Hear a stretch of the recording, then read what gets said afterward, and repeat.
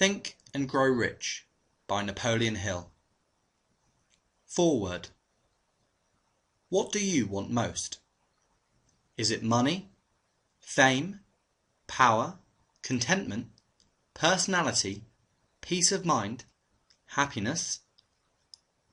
The 13 steps to riches described in this book offer the shortest dependable philosophy of individual achievement ever presented for the benefit of the man or woman who is searching for a definite goal in life. Before beginning the book, you will profit greatly if you recognize the fact that the book was not written to entertain. You cannot digest the contents properly in a week or a month. After reading the book thoroughly, Dr. Miller Reese Hutchinson, nationally known consulting engineer and long-time associate of Thomas A. Edison, said, "This is not a novel. It is a textbook on the individual achievement that came directly from the experiences of hundreds of America's most successful men. It should be studied, digested, and meditated upon. No more than one chapter should be read in a single night. The reader should underline the sentences which impress him most. Later, he should go back to these marked lines and read them again.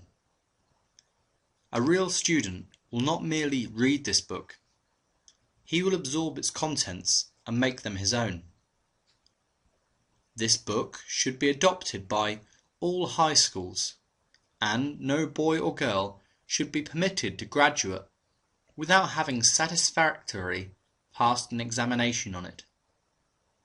This philosophy will not take the place of the subjects taught in schools, but it will enable one to organize and apply the knowledge acquired, and convert it into useful service and adequate compensation without waste of time." Dr. John R. Turner, Dean of the College of the City of New York, after having read the book, said, "The very best example of the soundness of whose philosophy is your own son, Blair, whose dramatic story you have outlined in the chapter on desire." Dr. Turner had reference to the author's son, who, born without normal hearing capacity, not only avoided becoming a deaf-mute, but actually converted his handicap into a priceless asset by applying the philosophy here described. After reading the story, you will realize that you are about to come into possession of a philosophy which can be transmuted into material wealth, or serve as readily to bring you peace of mind, understanding, spiritual harmony, and in some instances, as in the case of the author's son, it can help you master physical affliction. The author discovered, through personally analyzing hundreds of successful men, that all of them followed the habit of exchanging ideas through what is commonly called conferences. When they had problems to be solved, they sat down together and talked freely until they discovered from their joint contribution of ideas a plan that would serve their purpose. You who read this book will get most out of it by putting into practice the mastermind principle described in the book. This you can do, as others are doing so successfully, by forming a study club consisting of any desired number of people who are friendly and harmonious. The club should have a meeting at regular periods, as often as one each week. The procedure should consist of reading one chapter of the book at each meeting, after which the contents of the chapter should be freely discussed by all members. Each member should make notes, putting down all ideas of his own, inspired by the discussion. Each member should carefully read and analyze each chapter several days prior to its open reading and joint discussion in the club. The reading at the club should be done by someone who reads well and understands how to put colour and feeling into the lines. By following this plan, every reader will get from its pages not only the sum total of the best knowledge organised from the experiences of hundreds of successful men, but, more important by far, he will tap new sources of knowledge in his own mind, as well as acquire knowledge of priceless value from every other person present. If you follow this plan persistently, you'll be almost certain to uncover and appropriate the secret formula by which Andrew Carnegie acquired his huge fortune, as referred to in the author's introduction, the mastermind principles which you have so clearly described. Publisher's Preface. This book conveys the experience of more than 500 men of great wealth, who began at scratch with nothing to give in return for riches except thoughts, ideas, and organised plans. Here you have the entire philosophy of money-making, just as it was organised from the actual achievements of the most successful men known to the American people during the past 50 years. It describes what to do, also how to do it. It presents complete instructions on how to sell your personal services. It provides you with a perfect system of self-analysis that will readily disclose what has been standing between you and the big money in the past. It describes the famous Andrew Carnegie formula of personal achievement, by which he accumulated hundreds of millions of dollars for himself and made no fewer than a score of millionaires of men to whom he taught his secret. Perhaps you do not need all that is to be found in the book. No one of the 500 men from whose experiences it was written did. But you may need one idea, plan, or suggestion to start you towards your goal. Somewhere in the book you will find this needed stimulus. The book was inspired by Andrew Carnegie after he had made his millions and retired. It was written by the man to whom Carnegie disclosed the astounding secret of his riches, the same man to whom the 500 wealthy men revealed the source of their riches. In this volume will be found the 13 principles of money-making essential to every person who accumulates sufficient money to guarantee financial independence. It is estimated that the research which went into the preparation before the book was written, or could be written, research covering more than 25 years of continuous effort, could not be duplicated at a cost of less than $100,000. Moreover, the knowledge contained in the book can never be duplicated at any cost, for the reason that more than half of the 500 men who supplied the information it brings have passed on. Riches cannot always be measured in money. Money and material things are essential for freedom of body and mind. But there are some who will feel that the greatest of all riches can be evaluated only in terms of lasting friendships, harmonious family relationships, sympathy and understanding between business associates, and introspective harmony, which brings one peace of mind measurable only in spiritual values. All who read, understand, and apply this philosophy will be better prepared to attract and enjoy these higher estates, which always have been, and always will be, denied to all except those who are ready for them. Be prepared, therefore, when you expose yourself to the influence of this philosophy, to experience a changed life, which may help you not only to negotiate your way through life with harmony and understanding, but also to prepare you for the accumulation of material riches in abundance. The Publisher. Author's Preface. In every chapter of this book, mention has been made of the money-making secret, which has made fortunes for more than 500 exceedingly wealthy men, whom I have carefully analysed over a long period of years. The secret was brought to my attention by Andrew Carnegie more than a quarter of a century ago. The canny, lovable old Scotsman carelessly tossed it into my mind when I was but a boy. Then he sat back in his chair, with a merry twinkle in his eyes, and watched carefully to see if I had brains enough to understand the full significance of what he had said to me. When he saw that I had grasped the idea, he asked if I would be willing to spend 20 years or more preparing myself to take it to the world, to men and women who, without the secret, might go through life as failures.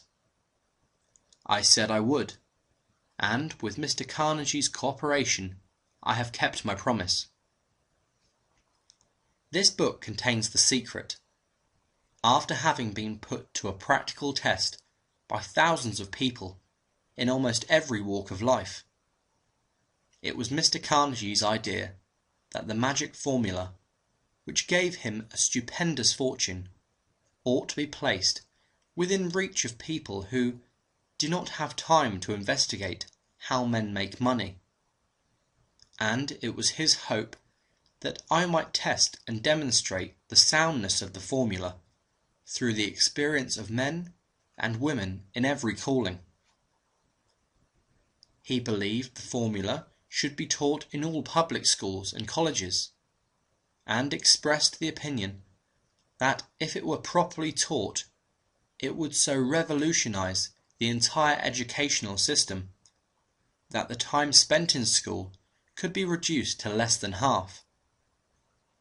His experience with Charles M. Schwab and other young men of Mr. Schwab's type convinced Mr. Carnegie that much of that which is taught in the schools is of no value whatsoever in connection with the business of earning a living or accumulating riches.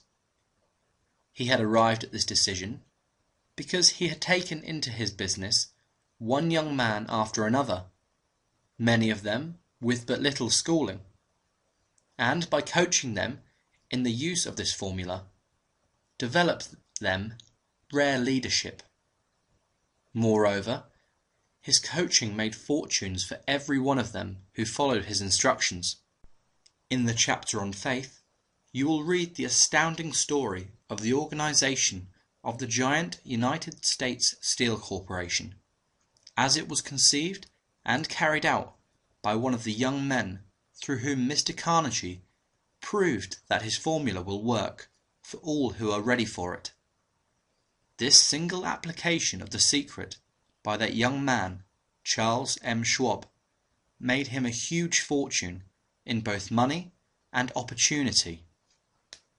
Roughly speaking, this particular application of the formula was worth $600 million. These facts, and they are facts well known to almost everyone who knew Mr. Carnegie, gave you a fair idea of what the reading of this book may bring to you, provided you know what it is that you want. Even before it had undergone 20 years of practical testing, the secret was passed on to more than 100,000 men and women who have used it for their personal benefit, as Mr. Carnegie planned that they should. Some have made fortunes with it. Others have used it successfully in creating harmony in their homes. A clergyman used it so effectively that it brought him an income of upwards of $75,000 a year. Arthur Nash, a Cincinnati tailor, used his near-bankrupt business as a guinea pig on which to test the formula. The business came to life and made a fortune for its owners. It is still thriving, although Mr. Nash has gone. The experiment was so unique that newspapers and magazines gave it more than $1 million worth of laudatory publicity. The secret was passed on to Stuart Austin Weir of Dallas, Texas.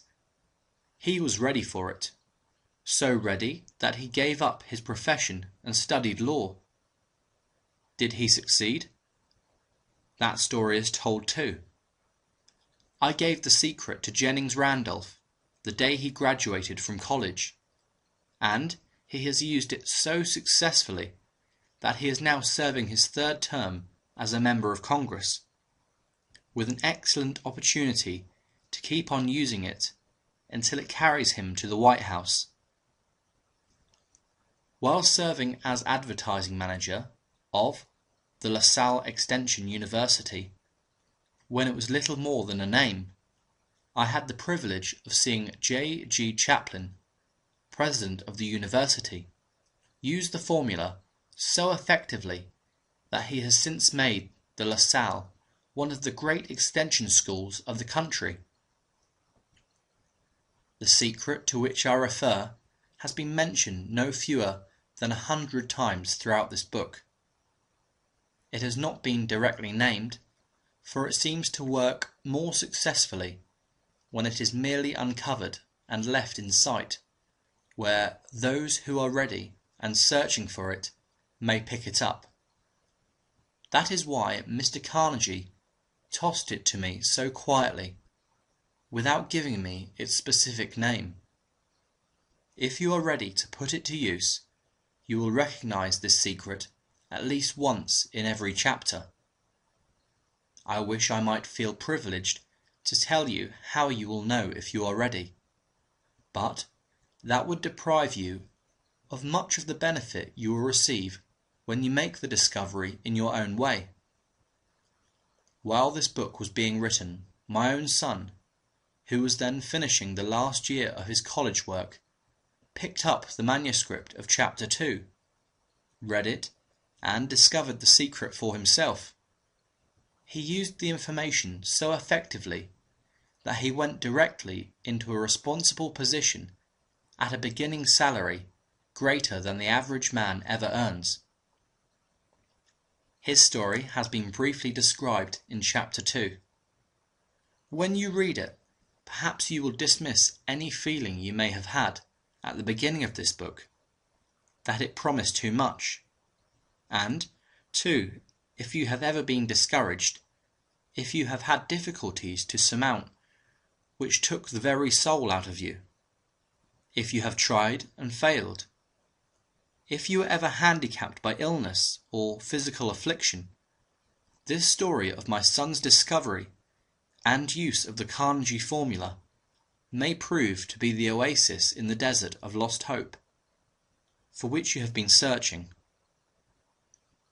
This secret was extensively used by President Woodrow Wilson during the World War. It was passed on to every soldier who fought in the war, carefully wrapped in the training received before going to the front. President Wilson told me it was a strong factor in raising the funds needed for the war. More than 20 years ago, on Manuel L. Quezon, then Resident Commissioner of the Philippine Islands, was inspired by the secret to gain freedom for his people. He has gained freedom for the Philippines and is the first president of the Free State. A peculiar thing about this secret is that those who once acquire it and use it find themselves literally swept on to success with but little effort, and they never again submit to failure. If you doubt this, study the names of those who have used it, wherever they have been mentioned. Check their records for yourself and be convinced. There is no such thing as something for nothing. The secret to which I refer cannot be had without a price, although the price is far less than its value. It cannot be had at any price by those who are not intentionally searching for it. It cannot be given away. It cannot be purchased for money, for the reason that it comes in two parts. One part is already in possession of those who are ready for it. The secret serves equally well all who are ready for it. Education has nothing to do with it. Long before I was born, the secret had found its way into the possession of Thomas A. Edison, and he used it so intelligently that he became the world's leading inventor, although he had but 3 months of schooling. The secret was passed on to a business associate of Mr. Edison. He used it so effectively that, although he was then making only $12,000 a year, he accumulated a great fortune, and retired from active business while still a young man. You will find his story at the beginning of the first chapter.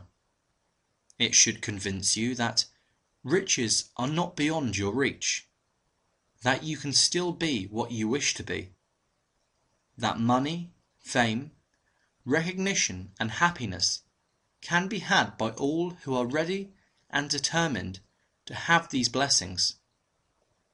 How do I know these things? You should have the answer before you finish this book. You may find it in the very first chapter, or on the last page. While I was performing the 20-year task of research, which I had undertaken at Mr. Carnegie's request, I analysed hundreds of well-known men, many of whom admitted that they had accumulated their vast fortunes through the aid of the Carnegie secret. Among these men were Henry Ford, William Wrigley Jr., John Wanamaker, James J. Hill, George S. Parker, E. M. Statler, Henry L. Doherty, Cyrus H. K. Curtis, George Eastman, Theodore Roosevelt, John W. Davis, Elbert Hubbard, Wilbur Wright, William Jennings Bryan, Dr. Dimted Starr Jordan,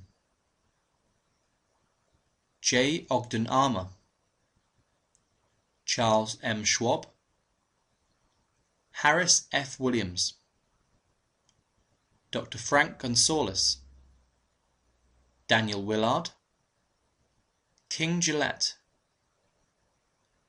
Ralph A. Weeks, Judge Daniel T. Wright, John D. Rockefeller, Thomas A. Edison, Frank A. Vanderlip, F. W. Woolworth, Colonel Robert A. Dollar, Edward A. Phelan, Edwin C. Barnes, Arthur Brisbane, Woodrow Wilson, Howard Taft, Luther Burbank, Edward W. Bok, Frank A. Munsey, Elbert H. Gary, Dr. Alexander Graham Bell, John H. Patterson,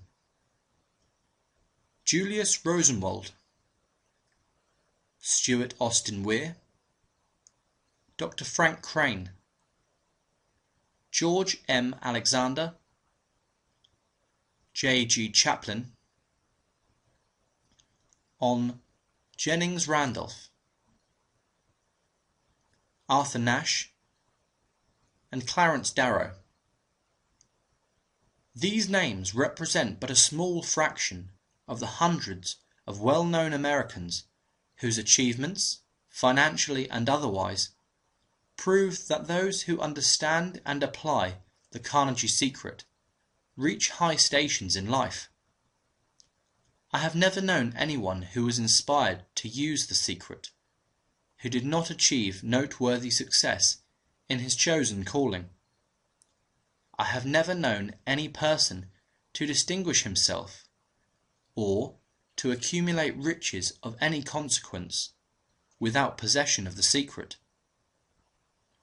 From these two facts, I draw the conclusion that the secret is more important as a part of the knowledge essential for self-determination than any which one receives through what is popularly known as education. What is education anyway? This has been answered in full detail. As far as schooling is concerned, many of these men had very little. John Wanamaker once told me that what little schooling he had, he acquired in very much the same manner as a modern locomotive takes on water, by scooping it up as he runs. Henry Ford never reached high school, let alone college. I am not attempting to minimize the value of schooling, but I am trying to express my earnest belief that those who master and apply the secret will reach high stations, accumulate riches, and bargain with life on their own terms, even if their schooling has been meagre. Somewhere, as you read, the secret to which I refer will jump from the page and stand boldly before you, if you are ready for it. When it appears, you will recognize it, whether you receive the sign in the first or the last chapter. Stop for a moment when it presents itself, and turn down a glass, for that occasion will mark the most important turning point of your life. We pass now to Chapter 1, and to the story of my very dear friend, who has generously acknowledged having seen the mystic sign, and whose business achievements are evidence enough that he turned down a glass. As you read his story, and the others, remember that they deal with the important problems of life, such as all men experience. The problems arising from one's endeavour to earn a living, to find hope, courage, contentment and peace of mind, to accumulate riches, and to enjoy freedom of body and spirit. Remember too, as you go through the book, that it deals with facts and not with fiction, its purpose being to convey a great universal truth, through which all are ready may learn, not only what to do, but also how to do it, and receive as well the needed stimulus to make a start. As a final word of preparation, before you begin the first chapter, may I offer one brief suggestion, which may provide a clue by which the Carnegie secret may be recognized. It is this: all achievement, all earned riches, have their beginning in an idea. If you are ready for the secret, you already possess one half of it. Therefore, you will readily recognize the other half the moment it reaches your mind. The author.